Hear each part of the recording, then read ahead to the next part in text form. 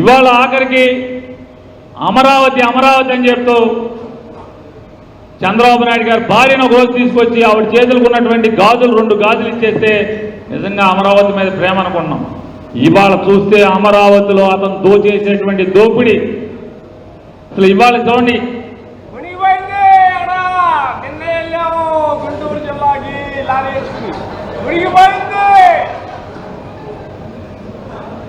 నువ్వు ఒక్కడే పండగ చేసేసుకున్నావు నాకు లేకుండా. అమరావతిలో ఎంత దోపిడీ అంటే అంత దోపిడీ. 1,00,000 కోట్లు అంటే దాదాపుగా దాంట్లో 50-60 వేల కోట్లు దోపిడీ. ఇవాళ చూడండి అమరావతిలో ఉన్నటువంటి పొలాలకు సంబంధించినటువంటి రైతులు పొలాలు ఇచ్చిన వాళ్ళు కానీ ఇవ్వనోళ్ళు కానీ జగన్ దగ్గరికి వచ్చి అరే బాబు అయ్యా జగన్మోహన్ రెడ్డి మమ్మల్ని కాపాడయ్యా అని చెప్పి జగన్మోహన్ రెడ్డి దగ్గరికి వచ్చే పరిస్థితి అంటే ముఖ్యమంత్రి ఎవడు చంద్రబాబు నాయుడా, ఉప ముఖ్యమంత్రి ఎవడు పవన్ కళ్యాణా? బాధల్లో ఉన్నవాళ్ళు కష్టాల్లో ఉన్నవాళ్ళు ఎవరికి వచ్చి చెప్పుకున్నారంటే జగన్మోహన్ రెడ్డి గారు చెప్పుకున్నారు. మరి ఎవరెవరితో పోల్చుకోవాలి?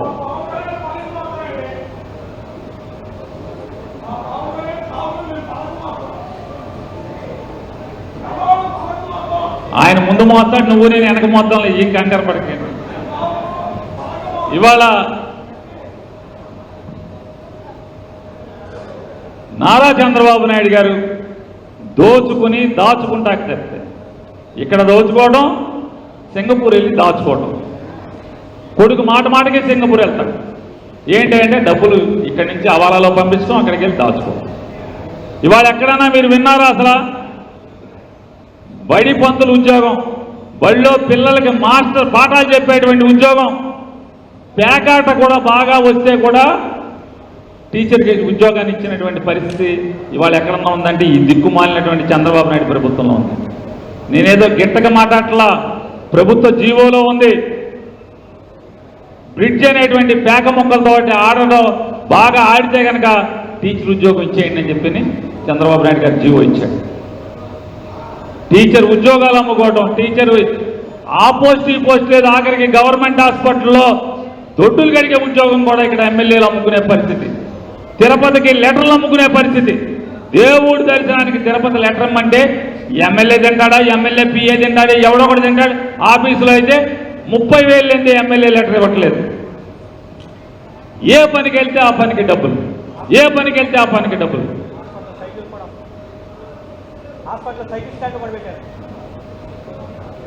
ఇవాళ గడచిన ఒక గవర్నమెంట్ వచ్చిన ఆ కారు అంటే 2024 డిసెంబర్ దాకా ఎవరు ఏమడిగినా సరే ఈ రాష్ట్రంలో 2 కులాలు ఎక్కువ శాతం మంది గవర్నమెంట్ మాదే అనేవాళ్ళు, మాదే గవర్నమెంట్ అనేవాళ్ళు. ఈ దాపరకు ఎందుకు కమ్మారు కాపులు గవర్నమెంట్ మాదే అనేవాళ్ళు. ఇవాళ ఏమైపోయింది అంటే బాగా ఫుల్ బాటిల్ కొట్టేసేసి బాగా బాగా మొత్తెక్కేశాక ఒకసారి మజ్జిగ తాగితే అట్లా ఉందో ప్రస్తుతం ఇద్దరికి కూడా అట్లా ఉంది, కమ్మారికి కాపులకి ఈ గవర్నమెంట్తో.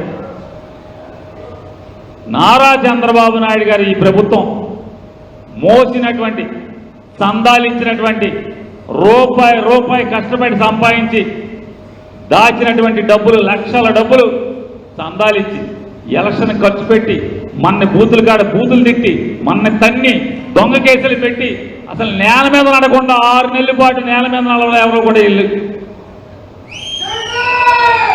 ఏమనబాకండి పాపం. ఇవాళ కన్నా మనమేమో తెగించేది.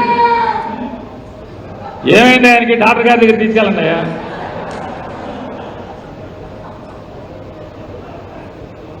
మనం చాలా సంతోషంగా ఉన్నాం. ఈ అమ్మాయి గవర్నమెంట్ మనకు ఆదేశాలు వేస్తే జైలుకి వెళ్తాడు, దేనికైనా రెడీ అయ్యారా అని చెప్పి అంటున్నాం. మనం బాధపట్ల ఆఫీస్కి వెళ్ళాం, ఏదైనా ఆఫీస్కి వెళ్ళాం, పని కావాలి, డబ్బులు అడుగుతారు, ఉంటే డబ్బులు తీసుకొడదాం, పని అయిపోతుంది. ఈ మోసిన వాళ్ళు ఉన్నారు, సందాలించి ఖర్చు పెట్టి అయ్యి మనం ఇద్దరున్నాం కదా, వాళ్ళు ఆఫీస్కి వెళ్తున్నారు, వెళ్తే ఎవడేం మాట్లాడట్లా, మనం డబ్బులు కొడతాం, మనకు పని చేసేస్తున్నాడు. ఎందుకని మనకి ఎట్లాగూ పని అవ్వదు.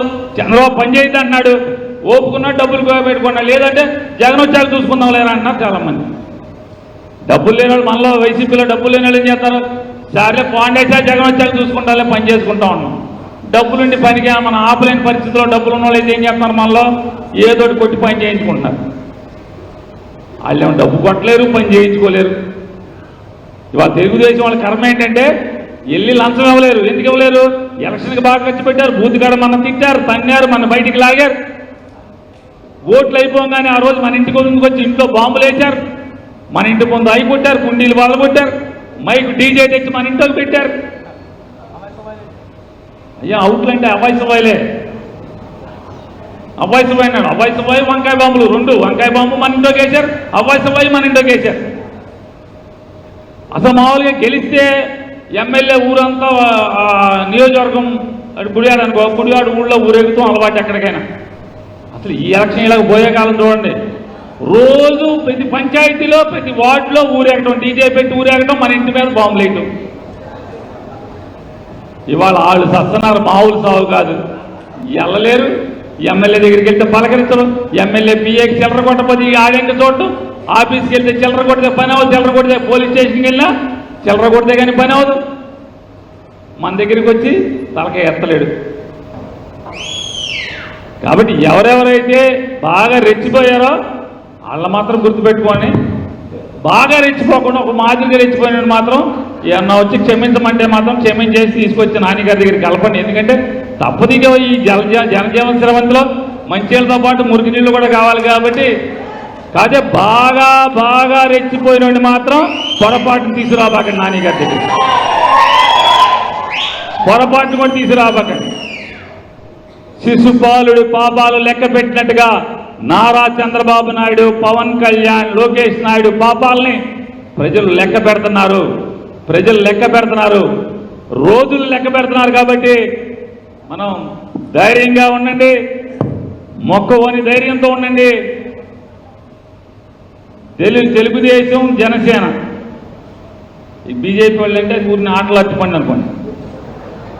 ఈ రెండిట్లో రెచ్చిపోకుండా ఉన్నోళ్ళు కులం పెంచుతోనో మతం పెంచుతోనో ఏదో పెంచుతో అటే తిరిగి అటు ఓటేసిన వాళ్ళు, మనతో పనులు చేయించుకున్న వాళ్ళు కానీ, మన దగ్గర లబ్ధి పొందిన వాళ్ళు కానీ, జగన్ దగ్గర లబ్ధి పొందిన వాళ్ళు కానీ, సరే పొరపాటు అయిపోయిందిరా అంటే మాత్రం సర్లే ఏదోటి గంగనీళ్ళు పోసేసి కడిగేసేసి తీసుకొచ్చి పడేయండి ఇక్కడ అని నా మాటగా చెప్తున్నా. నచ్చపోతే చేయబాకండి. ఈ కొడాల నాని గారు వస్తున్నాడు, మాట్లాడుతున్నాడు. ఇదివరకులాగా కొడాల నాని గారు లేడు.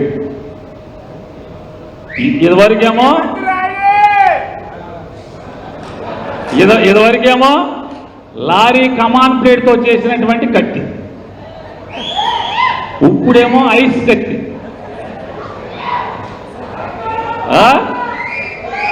ఐస్ కత్తి దిగుద్ది కానీ కనపడదు. కాబట్టి కంగారు పడకండి, నానిగానే ఉన్నాడు. మొత్తం జిల్లాలో